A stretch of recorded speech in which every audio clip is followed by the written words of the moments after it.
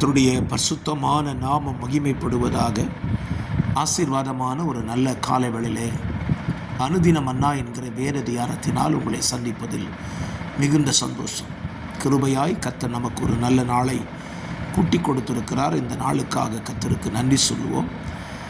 இந்த நாள் ஜனவரி மாதம் 31 வெள்ளிக்கிழமை. இந்த நாளில் காலை தியானத்திற்காக யாத்திராகமத்தின் புஸ்தகம் 8ஆம் அதிகாரத்தை தியானத்திற்காக எடுத்துக்கொள்வோம். இந்த அதிகாரத்தில் 32 வசனங்கள் உள்ளடக்கி இருக்கிறது.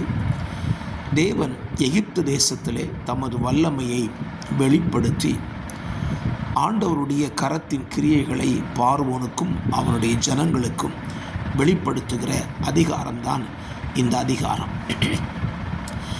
இந்த அதிகாரத்தில் நம்முடைய சிந்தைக்காக நாம் எடுத்துக்கொள்ளுகிற வேத பகுதி 18வது வசனம். மந்திரவாதிகளும் தங்கள் மந்திர வித்தையினால் பேன்களை பிறப்பிக்கும்படி பிரயத்தனம் செய்தார்கள், செய்தும் அவர்களால் கூடாமற் போயிற்று. பேன்கள் மனிதர்கள் மேலும் மிருக ஜீவன்கள் மேலும் இருந்தது. அப்பொழுது மந்திரவாதிகள் பார்வோனை நோக்கி, இது தேவனுடைய விரல் என்றார்கள். ஆனாலும் கர்த்தர் சொல்லியிருந்தபடி பார்வோனுடைய இருதயம் கடினப்பட்டது, அவர்களுக்கு செவி கொடாமற் போனார். இந்த வசனத்தில் நாம் ஒரு வார்த்தையை கவனிக்க வேண்டும். மந்திரவாதிகள் சொன்ன ஒரு வார்த்தை, இது தேவனுடைய விரல். அருமையான கர்த்தருடைய பிள்ளைகளே, இந்த தேசத்தில் ஆண்டவருக்கு இருக்கிற வல்லமையை போல பிசாசுக்கும் வல்லமை இருக்கத்தான் செய்கிறது. ஆண்டவரை விட வல்லமை கிடையாது, பிசாசுக்கும் வல்லமை இருக்கிறது. ஏனென்றால் அவனும் அற்புதங்களை அடையாளங்களை செய்து கொண்டு தான் இருக்கிறான்.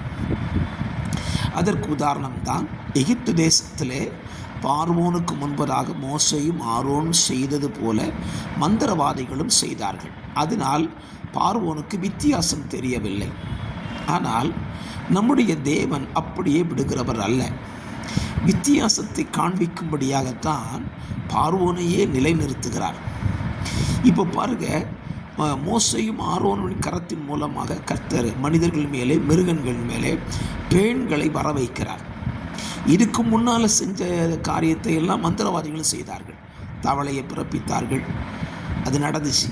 ஆனால் அவங்களால் பேன்களை வர வைக்க முடியவில்லை. இப்பொழுது தான் மந்திரவாதிகள் சொல்லுகிறார்கள், இது தேவனுடைய விரல்.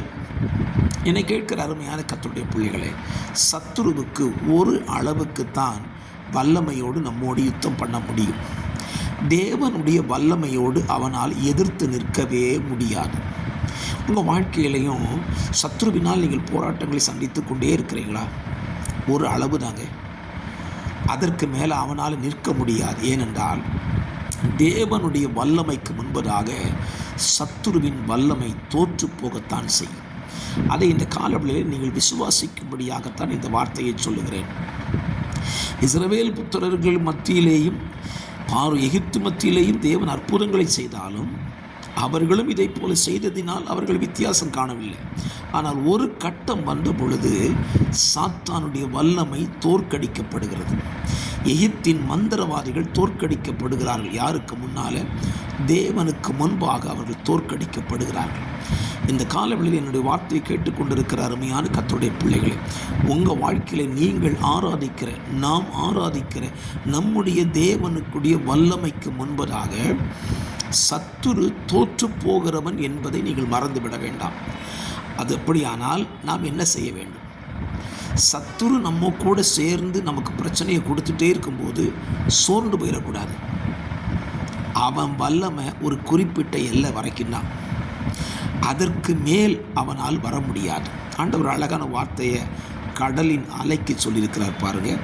இம்மட்டும் வா, மிஞ்சி வராதே, உன் அலைகளின் பெருமை இங்கே அடங்க கடவது. அலை ஆக்ரோஷமாய் எழும்பும், ஆனால் கரையை தொடும்போது கர்த்தருடைய கட்டளைக்கு அது அப்படியே கீழ்ப்படியதில்லை. ஒரு கடல் அலை தேவனுடைய கட்டளைக்கு கீழ்ப்படியுமானால் உங்களுக்கு விரோதமாய் எனக்கு விரோதமாய் போராடுகிற சத்துருவுக்கும் தேவன் எல்லை வைத்திருக்கிறார். ஒரு குறிப்பிட்ட எல்லை வரைக்கும் தான் அவனால் போராட முடியும், அதற்கு மேலே அவனால் வர முடியாது.